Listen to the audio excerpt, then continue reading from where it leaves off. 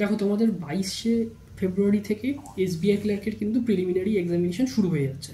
তো পরীক্ষার সময় পরীক্ষার হলে তোমাদেরকে কী কী ডকুমেন্টস ক্যারি করতে হবে সেটার জন্য একটা ছোট্ট ভিডিও বানাচ্ছি। ভিডিওটাকে বড় করব না, খুব ছোট ভিডিও হবে। তো তোমরা জাস্ট পরীক্ষা দিতে যাওয়ার আগে ডকুমেন্টসগুলো রেডি করার আগে এই ভিডিওটা একবার দেখে নেবে, তাহলে সমস্ত কিছু কিন্তু তোমাদের ক্লিয়ার হয়ে যাবে। দেখো, প্রথমেই তোমরা জানো যে এসবিআই ক্লার্কের অ্যাডমিট কার্ড হাতে পাওয়ার পরে তোমরা হাতে পেয়ে গেছো, তো ওখানে একটা ইনস্ট্রাকশনের পেজ আছে, মানে ফার্স্ট পেজ থাকবে যেখানে তোমার ভেন্যু লেখা রয়েছে, এক্সাম করা থেকে টাইমিং লেখা রয়েছে, সমস্ত কিছু লেখা রয়েছে।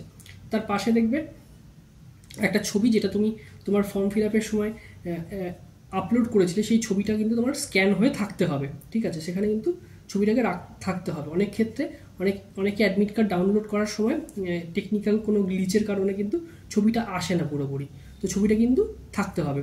তার পাশে একটা বক্স থাকবে ফাঁকা জায়গা, সেখানে কিন্তু ছবিটাকে তোমার যে ছবিটা আপলোড করেছে সেই কপিটাই আরও একটা পাসপোর্ট সাইজ ছবি কিন্তু সেখানে আঠা দিয়ে ফিক্স করতে হবে। তো এইবার দেখো, তোমার ওখানে ইনস্ট্রাকশনের পেজ রয়েছে, তোমাকে কি কি ডকুমেন্টস রয়েছে নিয়ে যেতে হবে সেগুলো সমস্ত কিছু ডিটেলের লেখা রয়েছে। ঠিক আছে, বেশিক্ষণ সময় লাগবে না, তুমি যদি জাস্ট একবার চোখ বুলিয়ে নাও ওখানে, তাহলে কিন্তু তুমি ক্লিয়ার হয়ে যাবে যে তোমাকে কী কী ক্যারি করতে হবে।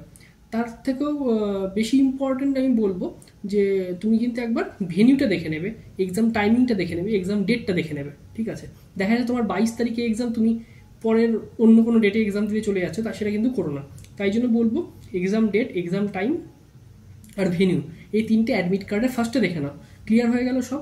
তারপরে দেখো যে যে ডকুমেন্টসগুলো তোমাদেরকে নিয়ে যেতে হবে সেটা হচ্ছে, তুমি যে অ্যাডমিট কার্ডটা ডাউনলোড করলে sbi.co.in থেকে, তো সেই অ্যাডমিট কার্ডটা থাকছে, অ্যাডমিট কার্ডটা তোমায় কিন্তু নিতে হবে, প্রিন্ট করে নিলে, হার্ড কপি থাকলো তোমার কাছে।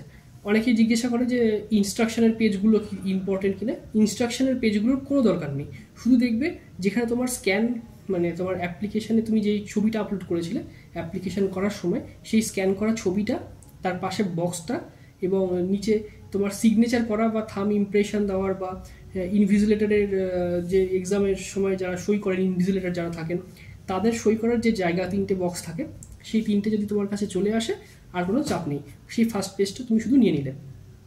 এর সাথে কী নিতে হবে, এর সাথে একটা তোমার ভ্যালিড আইডি প্রুফ। ঠিক আছে, ভ্যালিড আইডি প্রুফের মধ্যে কী কী হয়, অনেক কিছু হয়, যেমন Aadhaar card, voter card, PAN card, তোমার পাসপোর্ট, তারপরে তুমি ধরো ব্যাংকের পাসবুক, বা আরও অনেক কিছু আছে, লিস্ট ওখানে দেওয়া থাকে। ঠিক আছে, তবে একটা কাজ করবে, তোমরা ফর্ম ফিল আপের সময় একটা আইডি প্রুফ দিয়েছিলে, সেটা আধার হতে পারে বা প্যান কার্ড হতে পারে, তো তোমরা সেটাই ক্যারি করার চেষ্টা করবে।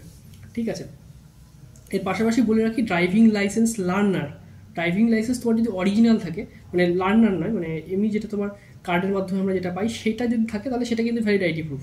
কিন্তু লার্নার লাইসেন্স যেটা থাকে সেটা কিন্তু ভ্যালিড আইডি প্রুফ নয়, সেটা ওখানে লেখাও থাকে। আবার রেশন কার্ড যাদের যাদের থাকে, ওটাও কিন্তু ভ্যালিড আইডি প্রুফ নয়। ঠিক আছে, ওখানে লিস্ট দেওয়া আছে, সেগুলোর মধ্যে থেকে একটা তুমি নিয়ে গেলে, তুমি যেটা অরিজিনাল নিচ্ছ সেটার সাথেই কিন্তু তোমার হচ্ছে সেটার জেরক্স নিতে হবে, ফটোকপি কিন্তু নিতে হবে। কারণ কি, ফটোকপি না ছাড়া কিন্তু তুমি ওখানে পরীক্ষায় অ্যালাউ করবে না তোমাকে। তাই জন্য ভ্যালিড আইডি প্রুফের সাথে তোমার একটা ফটোকপি সেটার নিতে হবে। ঠিক আছে, সাথে 3 থেকে 4 কপি পাসপোর্ট সাইজ ছবি, সেটাও কিন্তু তোমরা ক্যারি করবে। তার মধ্যে একটা পাসপোর্ট সাইজ ছবি তোমার যে অ্যাডমিট কার্ড থাকলো প্রিন্ট আউট করা, সেখানে গ্লু দিয়ে ফিক্স করে দেবে, বাদ বাকি 2-3টে এক্সট্রা ক্যারি করবে, কারণ ওখানে অ্যাটেন্ডেন্স দেওয়ার সময় কিন্তু তোমার পাসপোর্ট সাইজ ছবি কিন্তু তোমাকে প্রোভাইড করতে হবে। তাই জন্য এই কটা নিলে, আর সাথে বলে গ্লু ক্যারি করার কথা, বা ইঙ্ক স্ট্যাম্প প্যাড যেটা বলে ক্যারি করার কথা, ওগুলো সাধারণভাবে এক্সাম সেন্টার থেকে প্রোভাইড করা হয়। তো তুমি যদি তাও মনে হয় যে তুমি নিয়ে যেতে চাও, নিয়ে যেতে পারো, কোনো অসুবিধা নেই সেখানে।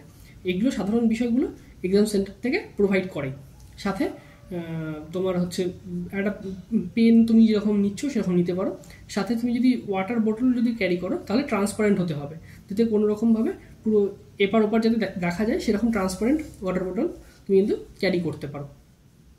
আর সব থেকে যেটা বড় ব্যাপার, সেটা হচ্ছে এক্সাম সেন্টার, এক্সাম টাইমিং যেটা হবে তার থেকে কিছুটা সময় আগে তোমরা যাওয়ার চেষ্টা করবে। আমি বারবার এই কথাটা বলি, কারণ পরীক্ষা শুরু হলো তার 10-15 মিনিট আগে গিয়ে আমি এক্সাম সেন্টারে উপস্থিত হলাম, তাহলে কিন্তু বিষয়টা গোলমেলে হয়ে যায়। কারণ এক্সাম শুরু হওয়ার আগে অনেকগুলো প্রসিডিওর থাকে, তারা ডকুমেন্টস ভেরিফাই করবে, তারপরে আইডি তোমার ভেরিফাই করবে, দিয়ে তোমাকে অ্যাটেন্ডেন্স দিতে হবে। ঠিক আছে, তো এই সমস্যাগুলো কিন্তু যদি তোমার পরীক্ষা একদম তুমি কম্পিউটারের সামনে গিয়ে বসো, তখন দেখা যাচ্ছে যে আর 30 সেকেন্ড বাকি আছে, বা ফার্স্ট লগ ইনটা করতে হবে খুব তাড়াতাড়ি, তখন কিন্তু তোমার অনেকটা প্রেশার পড়ে যাবে। তাই জন্য হাতে টাইম নিয়ে যাও, ধীরে ধীরে এক্সাম সেন্টারে যাও, গিয়ে যা যা প্রসিডিওর আছে সেগুলো ফলো করো, গিয়ে 10-15 মিনিট তুমি কম্পিউটারের সামনে বসে থাকো ফ্রি মাইন্ডে, তারপরে পরীক্ষাটা শুরু হোক, তাহলে তোমার পরীক্ষাটাও কিন্তু দিতে ভালো হবে। তো এই সমস্ত ডকুমেন্টস কিন্তু তোমরা পরীক্ষার হলে নিয়ে যেও। তো সবাইকে বেস্ট অফ লাক। তো এটুকুই বলার ছিল, ভিডিওটাকে অতিরিক্ত বড় করছি না। চ্যানেলে যারা নতুন তারা অবশ্যই চ্যানেলটিকে সাবস্ক্রাইব করে দিও, আর ভিডিও ভালো লাগলে অবশ্যই একটা লাইক করো। দেখা হচ্ছে নেক্সট ভিডিওতে।